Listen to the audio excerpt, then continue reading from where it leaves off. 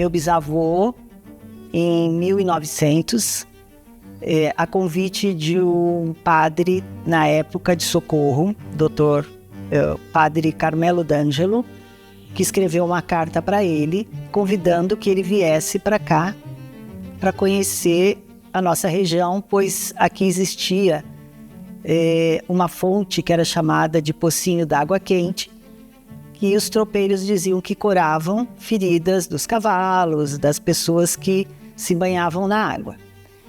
Nessa época, Dr. Tosi já era médico, trabalhava na Secretaria de Saúde de Milão.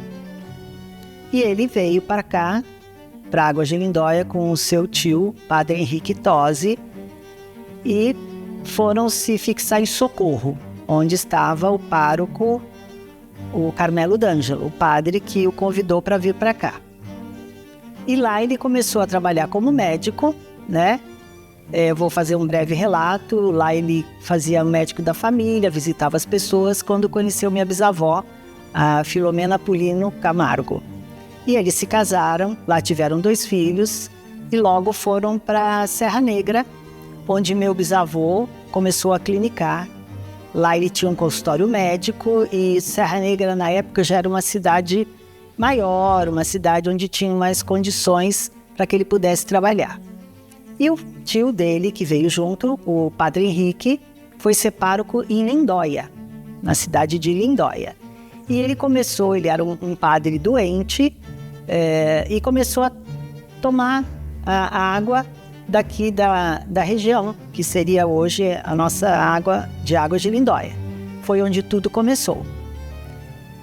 E aí, nessa época, que era uma fazenda, e as terras foram a leilão.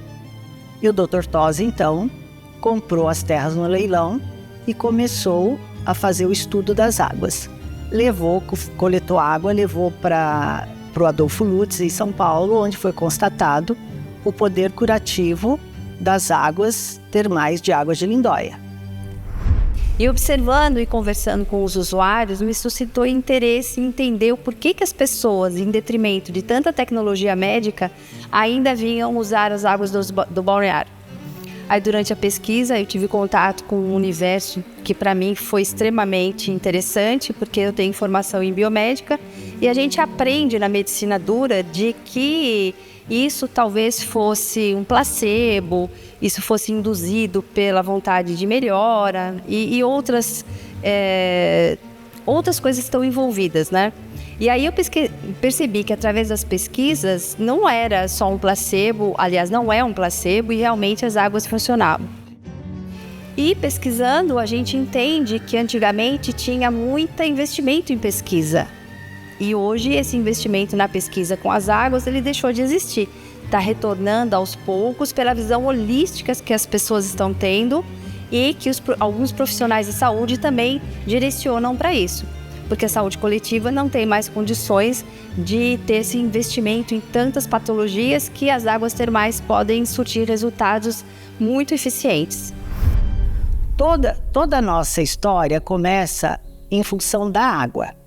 Então a nossa água foi o início de tudo, onde hoje atualmente tem o balneário novo, mas Dr. Tosi fez um balneário e no entorno ele começou a fazer a cidade. Então ele construiu uma casas para os funcionários, para as pessoas, os colaboradores dele, porque quando ele chegou aqui, claro que existiam pessoas aqui.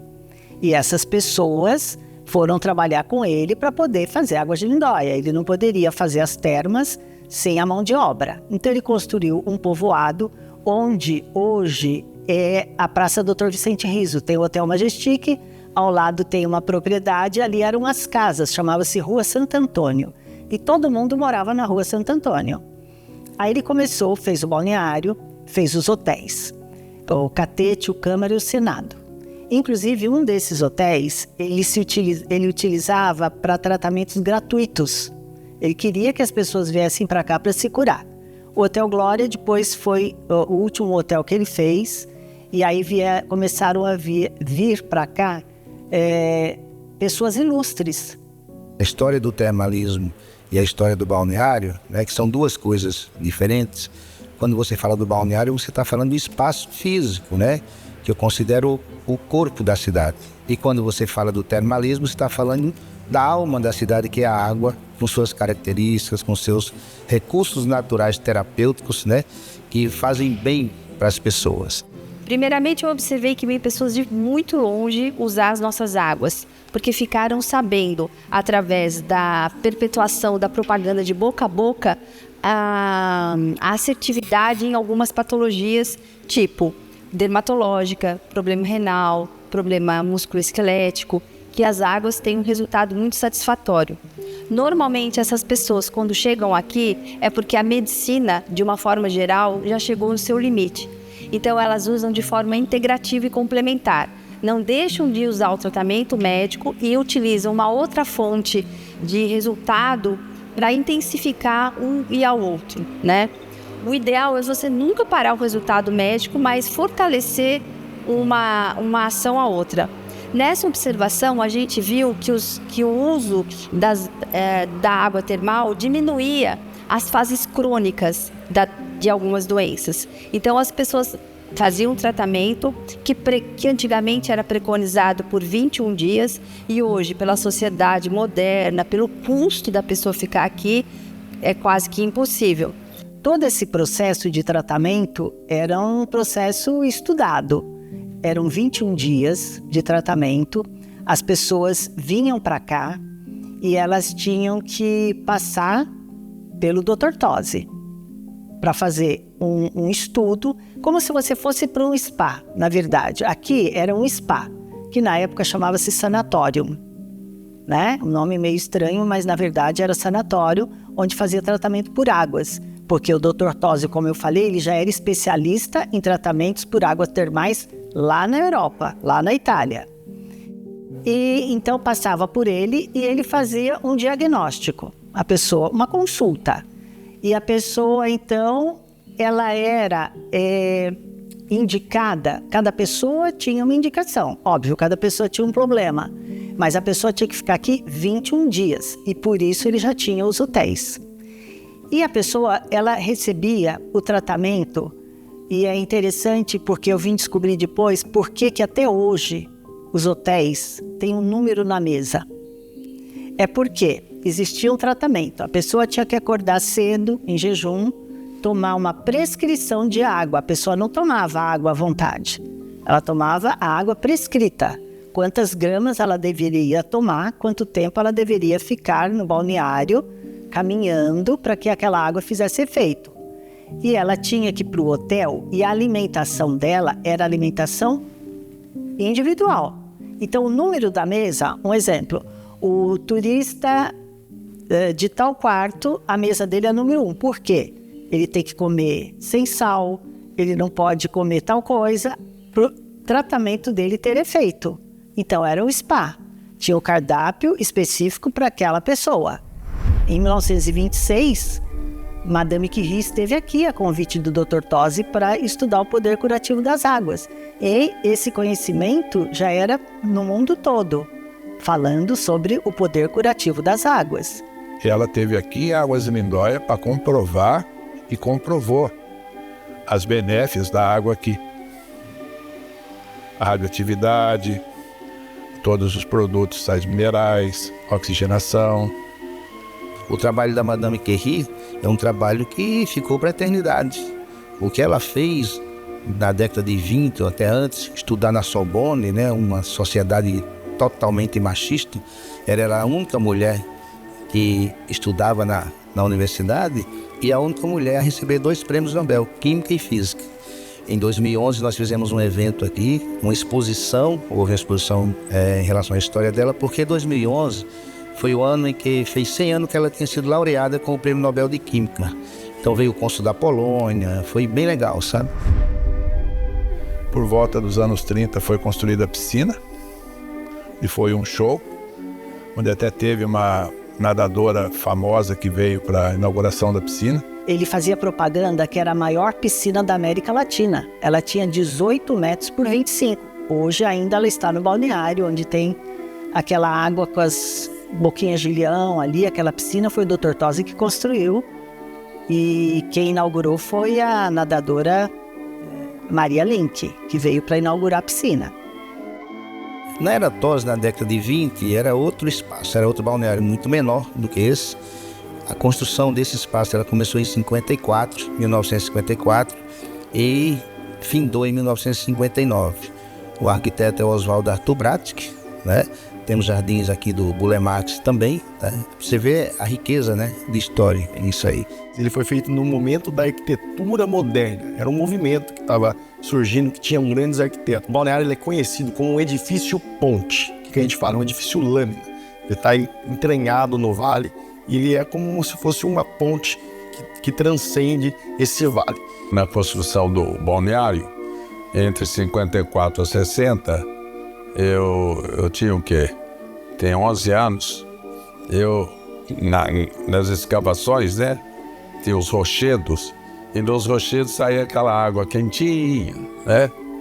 E a gente ia lá beber água com o cachorro também. Mas era uma beleza, gente. Aquela água, sabe, que pura, sei lá, bebendo aquela água. Falei, ai, que coisa boa, né? Foi uma lembrança que eu nunca mais esqueci. Então, essa questão termal, ela cabe, né, em várias disciplinas que você pode colocar: história, turismo, ciências. Em 2015, nós lançamos o termalismo nas escolas, né? Porque o que foi que eu percebi com essa riqueza, né, historicamente falando, é que as crianças deveriam dar continuidade a isso, né? Colocamos na grade curricular a história do termalismo da cidade, devido a essa riqueza, essa gama de informações que existe. E o intuito é que isso não se perca, tá? Isso continue eternamente. O balneário aqui hoje é municipal, mas ele nem sempre foi assim, né? Ele, nos seus primórdios, lá com o Dr. Tosi, ele era um balneário particular. Depois o Estado veio e encampou, ficou um período grande pelo Estado. E na época o Estado fez essa reforma aqui, foi feito esse novo balneário, digamos assim, que daí o Estado gerenciava, e hoje chegou um ponto que esse balneário foi uma conquista do município, que o Estado doou para o município. Então hoje o balneário é nosso, é do município de Águas de Lindóia, é de Águas de Lindóia. E o balneário ficou naquela briga de município, se pertence ao município, ao Estado, tal, porque o município sempre quis ficar. Mas a questão é que o balneário é deficitário, então, para aguentar o rojão, a prefeitura tinha dificuldades. E aí então ficou um misto assim, do Estado ajudando e o município tomando conta, né? E vocês vê, com a restauração feita agora, teve muita ajuda do Estado, não é verdade? E tem que ajudar mesmo, porque a nossa água, gente, é uma água famosa. O que precisa fazer dela é divulgação. Por exemplo, na década de 50, eu nasci em 43. Na década de 50, eu vi pessoas, naquele tempo que os remédios ainda não estavam tão desenvolvidos, gente que vinha aqui toda, parecia uma múmia, toda enfaixada, né? E saía daqui curado, pô.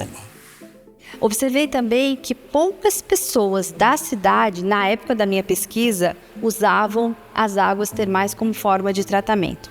Hoje, o balneário ele tem uma parceria com a Secretaria de Saúde e oferece tratamento para as pessoas do município, que na época não existia e as pessoas não sabiam, de uma forma geral, que o nosso balneário fazia tantas coisas. E por conta disso, de ter aprendido tanta coisa, eu me vi na necessidade de escrever um livro para compartilhar o meu conhecimento através de uma forma menos acadêmica, de uma forma mais popular, o que eu aprendi através da pesquisa, para as pessoas terem acesso, conhecimento, como você está fazendo com um documentário para mostrar para a sociedade o uso das águas termais. E hoje nós estamos aqui, nós estamos pensando e vivendo e vivenciando o que foi projetado na época, entendeu? com toda essa modernidade, nós trouxemos algumas coisas boas para cá, inclusive um projeto de termalismo social, que era um antigo projeto que existia aqui no município, e nós conseguimos aqui, através da Secretaria de Saúde, através do prefeito Gil Elô, que as pessoas venham para cá e tenham o termalismo social. O que acontece? Ela passa no médico ou no enfermeiro, ela está com algum problema de dor ou de pele, e é encaminhado para cá, a fisioterapeuta faz o diagnóstico, a enfermeira faz e é colocado o banho determinado. Então, até antes de 2013, era um período onde não se fazia o tratamento de saúde propriamente dito, era só o turismo saúde termal, que seria os banhos, tudo, mas não existia alguma coisa direcionada para a cura, tá? Então, em 2013, houve esse início de resgate, né? Onde o Balneário e a Secretaria de Saúde fizeram uma parceria. Então, iniciou aqui um trabalho com a nossa fisioterapeuta e comigo. Ela trabalhando a área de dor e eu trabalhando a área de pele, tá? De feridas crônicas. E é feito gratuitamente para a população nossa. E o balneário recebe por isso, recebe da prefeitura para isso. Porque o balneário é uma autarquia. Embora seja ligado à prefeitura, nós temos aqui uma economia própria, nós temos em Tribunal de Contas que nos rege, que nos aponta, né, se necessário for. Quando foi vereador, eu coloquei lá uma emenda lá dizendo que nada poderia ser construído quando tem uma distância, principalmente de poços artesianos, de 200 metros do balneário. Você entendeu? Então, para não ter nenhum problema de contato com a água. Então, a nossa briga era proteger a água. Seguindo os passos e a vontade do Dr. Tosi, exigiu que a água teria que ser sempre de utilidade pública. Tanto que hoje a gente vai ali no balneário e nós vemos, né? Carros da região inteira, vem gente de caminhonete, enche e leva água à vontade, né? Porque isso foi uma exigência da família. Espero que isso continue para sempre, porque é o nosso tesouro, é a nossa água, tá certo? Que haja um incentivo às crianças, que haja um incentivo às pessoas conhecer a história, não somente vir aqui fazer os banhos, mas conhecer a história do termalismo do balneário de Águas Lindóia. Mas eu espero que as pessoas se deem a oportunidade de conhecer o balneário e não só de conhecer a parte física, mas é sentir os benefícios que o balneário pode dar para você. Eu ficaria muito feliz de ir lá na frente ver o balneário ampliando os serviços. Possamos dar continuidade com uma gestão séria e firme para que possamos acolher as pessoas aqui, né? Elas se sintam bem privilegiadas nesse local. Você faz um tratamento, você se cura, você não toma um corticoide, você não toma um analgésico, você não toma um anti-inflamatório. É a própria benéfica da água. A nossa maior riqueza é a nossa água.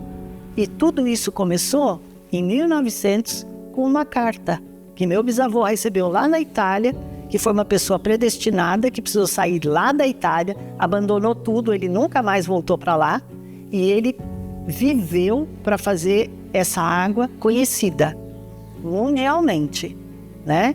Então, nós temos que valorizar isso.